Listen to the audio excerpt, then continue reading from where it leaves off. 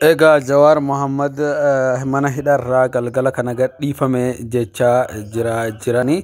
Akkasuma dhugaadhaa gadhiifamee jira kan fidames kan mana hidharraa ittiin baasan makiinaa waraanaa makalaakiyaa ta'uun ni mul'ata.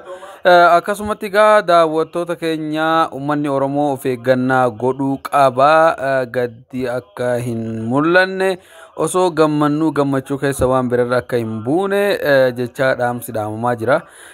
Akkasuma egaa Jawaar Mohammad fi warreen gaa isaanii waliin hidhaman mana hidhaatirraa bahanii jiran jechuudha. Egaa ammaaf warri mana hidharraa gallakkifaman warreen galmee Jawaar Mohammad jalatti argamanidha.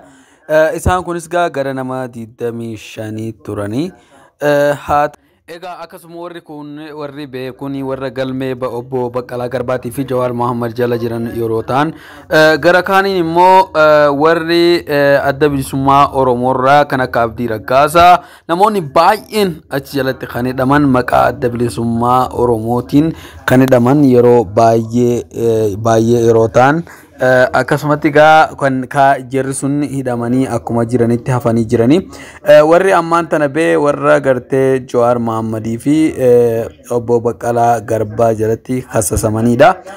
Warri kunis gaa ammaan tana wanni isaan irratti bahan yookaan waliigalteen isaanii maal akka ta'e hin beekamu. Haa ta'u garuu uummanni Oromoodhaa of eeggachuu qaba, of eeggannoo guddaa gochuu qaba.